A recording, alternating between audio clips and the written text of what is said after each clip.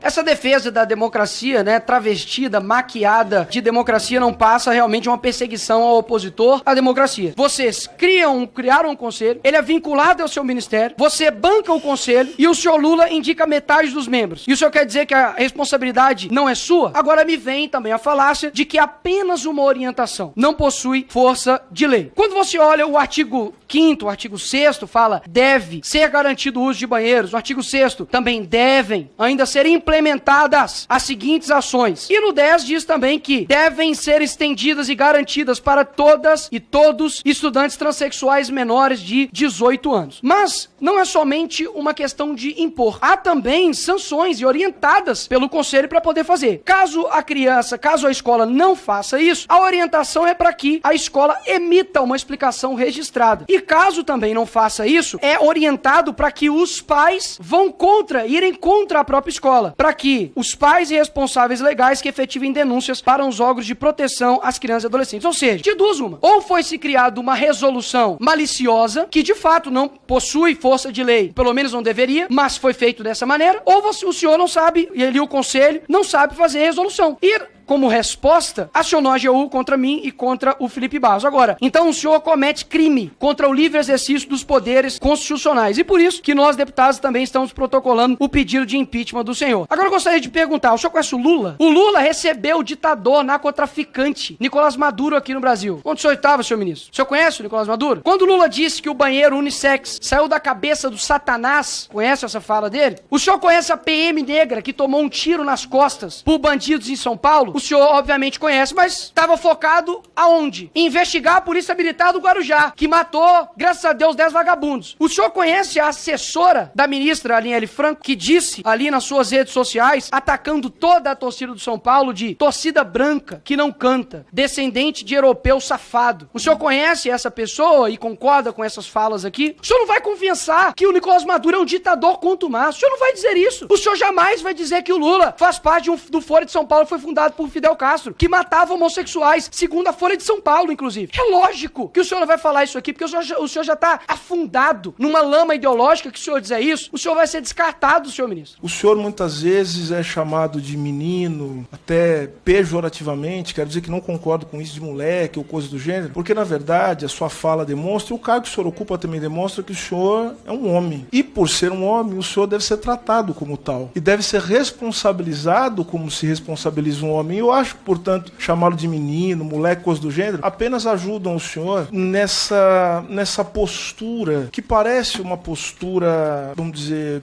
de um garoto, mas na verdade é de um homem que sabe muito bem o que faz e que deve arcar com as responsabilidades. Eu entendo que o senhor esteja um pouco assustado por conta do fato que o senhor vai ter que, de alguma maneira, já vem respondendo, né? Vai estar respondendo os processos por transfobia, está respondendo uma série de acusações que, obviamente, que não sou eu que vou determinar, mas é a justiça brasileira que vai determinar. Eu não tenho problema nenhum. O senhor disse aqui que vai tomar providências em relação a isso. Nós temos, então, um encontro marcado nos tribunais, deputado. Então, o senhor fique absolutamente à vontade e a justiça brasileira vai dizer quem tem razão e quem não tem. Percebe-se a dificuldade do ministro dos Direitos Humanos do Brasil em responder uma pergunta objetiva. O senhor condena Nicolás Maduro? O senhor condena a fala preconceituosa da assessora da Marielle Franco? O senhor condena as ações feitas pelos bandidos ali no Guarujá? O senhor simplesmente não condena isso. Não adianta tentar me descredibilizar e dizer, isso não cola, senhor ministro. Deputado, a minha intenção não é descredibilizar o senhor, porque me parece que o senhor não tem nenhuma credibilidade. Então,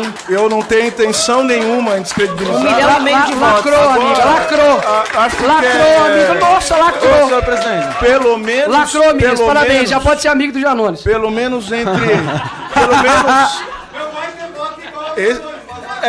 aí sim. Aí sim. Então agora eu passo a palavra ao deputado Kim Kataguiri. Senhora presidente, senhor ministro, questões sobre requerimento eu irei fazer, mas também farei questões de fora do requerimento. Regimentamente, Vossa Excelência, sinta-se confortável para responder os questionamentos que achar conveniente. Primeiro ponto, é um ponto que eu desejo reforçar, porque acredito que Vossa Excelência não tenha respondido de maneira satisfatória, que é sobre o sumiço de Vossa Excelência quando da vinda do ditador Nicolás Maduro ao nosso país, né? O Conselho de Direitos Humanos da ONU atestou que em um ano você teve 9 mortes perpetradas pelo governo, pelo Estado venezuelano, 58 prisões arbitrárias, 28 casos de tortura e mais centenas de relatos de casos de violações a direitos humanos. Eu quero deixar aqui bastante claro, uma coisa é uma relação institucional e comercial de um país com outro. Outra coisa é endossar politicamente o regime de determinado país, que é o que o presidente Lula faz, diferente das relações institucionais. Então, o meu primeiro questionamento é: por que não houve condenação por parte de Vossa Excelência em razão do cometimento de crimes de tortura, de prisões políticas no regime venezuelano, quando inclusive dentro do próprio Mercosul nós fomos pressionados por lideranças de esquerda, como o presidente Gabriel Boric do Chile, a termos um posicionamento mais duro e sério para que haja eleições livres e democráticas na Venezuela e seus opositores não sejam caçados. Um outro ponto que eu queria questionar a Vossa Excelência é em relação ao aumento do número do cometimento de crimes de estupro, que bateu recorde neste ano, desde que assumiu o governo Lula, do qual Vossa Excelência faz parte. O número só aumentou e não houve nenhuma política pública efetiva. E eu entendo que não faz parte apenas do Ministério de Vossa Excelência, mas também das mulheres, da segurança pública, da justiça e de diversos outros, de agir de maneira integrada para diminuir esses números. E eu pergunto a Vossa Excelência, eu apresentei um projeto para dobrar a pena em todas as hipóteses.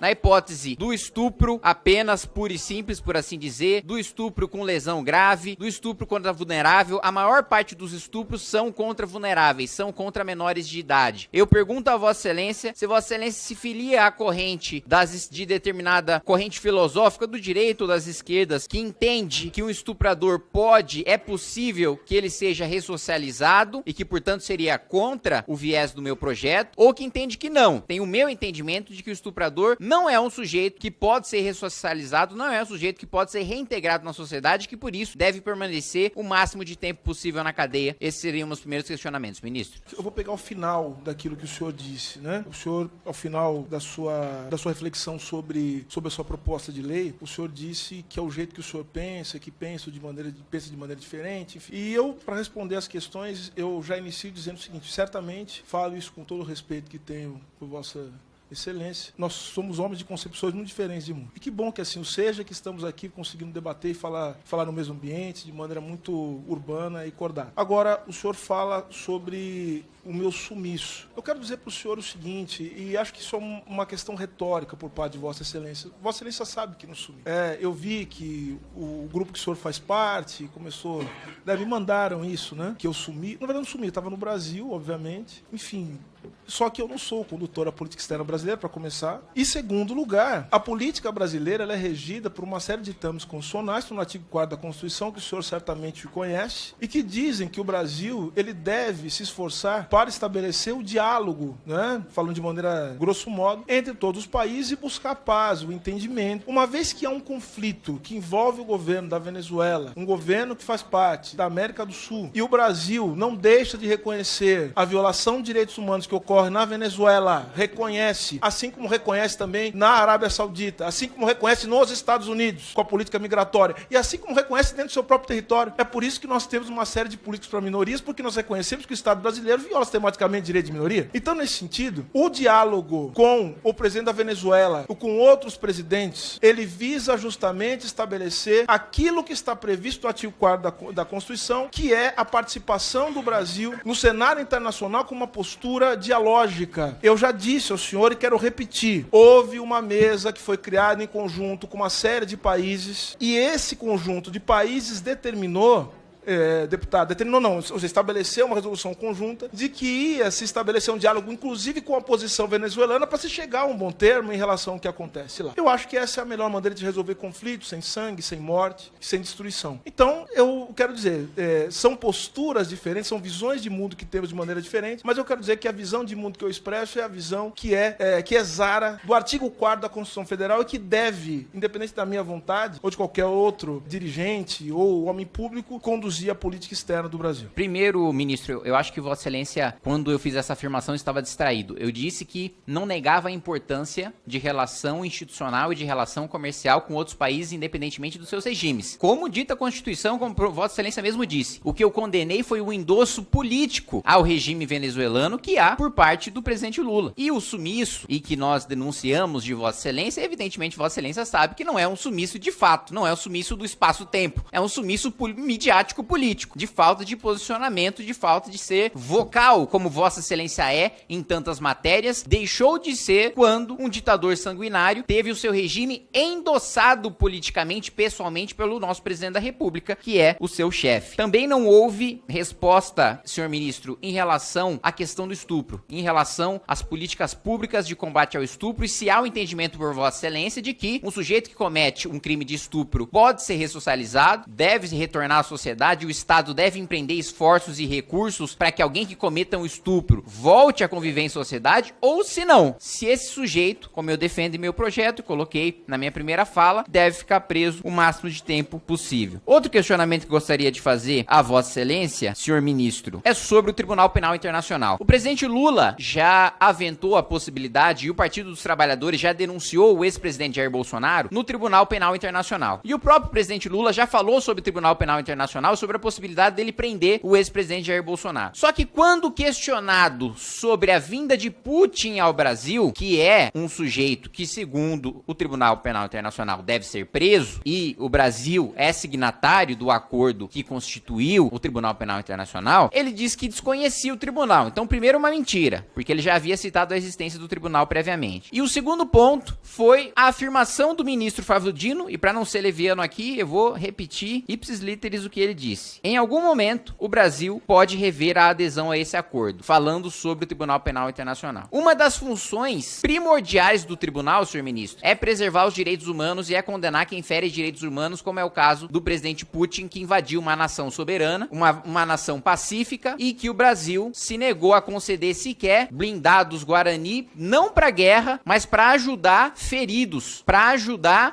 ajuda humanitária para aqueles que estavam sofrendo com a guerra e estão sofrendo hoje com a guerra na Ucrânia. Esses blindados não tinham caráter militar, mas ainda assim o presidente Lula se negou a dar essa ajuda a este país, e nós sofremos as sanções internacionais em razão disso. Então eu pergunto a Vossa Excelência corrobora a afirmação do ministro Flávio Dino da possibilidade de nós sairmos do Tribunal Penal Internacional para receber Putin, que também é um ditador, no nosso país, sem que o nosso país tenha obrigação de prendê-lo, justamente porque nós somos signatários do acordo? Em outro ponto, quero questionar a afirmação do presidente da República, e você diz, olha, não é meu papel questionar afirmações sobre o presidente da República. Olha, acredito que o ministro dos Direitos Humanos, ele deve sim prezar pelos direitos humanos dentro da esplanada dos ministérios e dentro do Palácio do Planalto, e em alinhamento com o governo de maneira geral. O presidente Lula disse que o conceito de democracia é relativo, tentando relativizar a ditadura que existe na Nicarágua, porque ele compara o Ortega a Angela Merkel, realidades absolutamente distintas, ao mesmo tempo que tenta relativizar também a ditadura na Venezuela. Na minha visão, a afirmação do presidente Lula faz sentido vindo de alguém que relativizou a democracia no seu próprio país, impondo uma ditadura da propina, submetendo o poder legislativo ao poder executivo, pagando mensalmente dinheiro, mesada, para os deputados votarem os projetos do governo, o que é deturpar absolutamente o processo democrático e violar a democracia e relativizar a democracia. Eu queria saber a opinião de Vossa Excelência em relação a isso. E quero manifestar, aproveitando que parte do meu tempo é tempo de liderança e de livre manifestação, e lamentar que haja parlamentar aqui que tenha afirmado, que tenha exaltado Che Guevara, que foi uma figura homofóbica, que foi uma figura racista, sanguinária, uma figura xenófoba. E digo, de minha parte, nem Ustra, nem Che Guevara, nem ditadura de direita, nem ditadura de esquerda, eu tenho um compromisso com a democracia. Agora, o que eu questiono, senhor ministro, a política que eu enxergo no discurso, por exemplo, que levou a eleger o presidente Lula, de diversidade, de participação dos negros e de participação das mulheres. Hoje, no Supremo Tribunal Federal, nós temos uma maioria de homens brancos, héteros, cis, ricos, nomeados pelo Partido dos Trabalhadores em sua maioria. E o presidente Lula nomeou mais um deles, o ministro Cristiano Zanin. Além disso, ainda afirmou que não vai adotar nenhum critério, e eu defendo que não se adote nenhum critério de raça,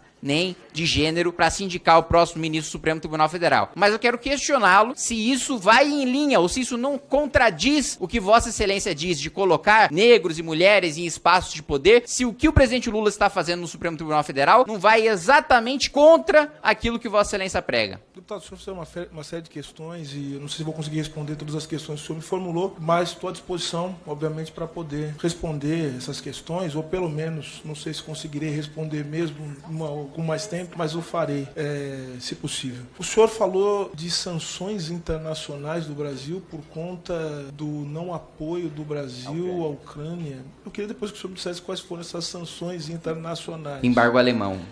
Quais sanções internacionais? Não, porque vejam só, porque o que eu acho importante aqui é que nós possamos entender, primeiro, qual que é a posição verdadeira do Brasil em relação à guerra da Ucrânia. E, mais uma vez, nós temos posições diferentes sobre a condução da política externa brasileira, o que demonstra também que nós temos uma diferença ideológico-política muito acentuada. Agora, o presidente Lula, no seu último discurso na ONU, ele disse o seguinte: a guerra da Ucrânia escancara a nossa incapacidade coletiva de fazer prevalecer os propósitos e princípios da Carta da ONU. Eu mesmo já tinha escrito um artigo na Folha de São Paulo no ano passado dizendo a mesma coisa.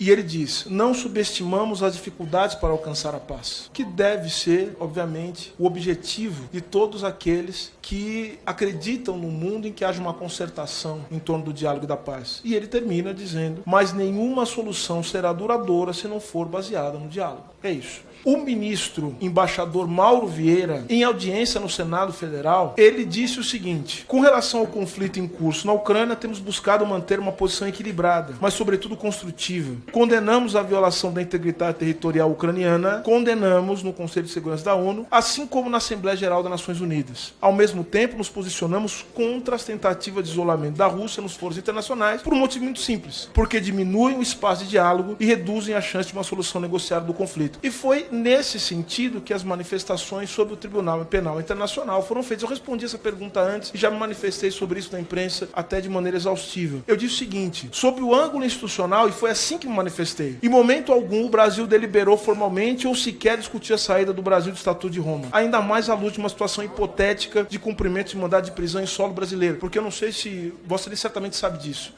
Ainda que haja mandado internacional expedido pelo Tribunal Penal Internacional com base no Estatuto de Roma, isso tem que passar pelas instâncias do Judiciário brasileiro. Então quem decide isso não é exatamente o presidente da República, se vai prender ou se não vai prender. E o presidente, no dia seguinte, ele refez a sua declaração e eu também disse isso. E ele disse: acho que críticas das relações assimétricas de poder e a instrumentalização dos direitos humanos. Esse é o ponto. A crítica às relações assimétricas de poder é o que acontece no campo dos direitos humanos. O ministro Silvio Almeida se ensaboou inteiro e não respondeu objetivamente as perguntas que eu fiz. Vocês viram aí. Principalmente uma pergunta que era muito simples de se responder e que eu insisti nela, sobre estupro. O número de estupros no Brasil, a gente está falando com o ministro de Direitos Humanos. Na minha avaliação, não há violação de direito humano pior do que cometer um crime de estupro. Ou há raríssimos outros casos em que algo tão brutal viola um direito humano. E, portanto, deve ser combatido. Pois muito bem, durante o governo Lula, o número de estupros bateu recorde, principalmente contra vulneráveis, principalmente contra crianças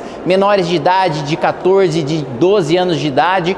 E eu apresentei o projeto de lei para dobrar a pena para estupro, seja o estupro com lesão corporal grave, seja contra vulnerável, em qualquer hipótese, dobrar a pena mínima e a pena máxima para estupro, porque eu não acredito que um estuprador possa ser ressocializado. Eu perguntei para ele: você concorda com essa linha de raciocínio e acha que o estuprador tem que apodrecer na cadeia ou não? Você acha que o estuprador pode ser ressocializado? Não respondeu, porque a gente sabe que a resposta é óbvia. Ele acredita na ressocialização, como a maior parte das esquerdas concordam com a ressocialização, independentemente da brutalidade do crime que tenha sido cometido. A gente sabe a opinião do ministro, mas é que ele não quis externar, evidentemente, para não entrar em polêmica e não perder eleitorado para si e para o seu governo. Fala pessoal, o negócio é o seguinte: é fundamental que você se inscreva no Clube MBL para receber os bastidores de Brasília antes dos veículos de imprensa. Você vai saber o que acontece no judiciário, no executivo, no legislativo, antes de qualquer pessoa, e vai ter acesso a todos os nossos documentários, mini documentários e votações internas do MBL. É só clicar aqui no link que você vai conseguir assinar.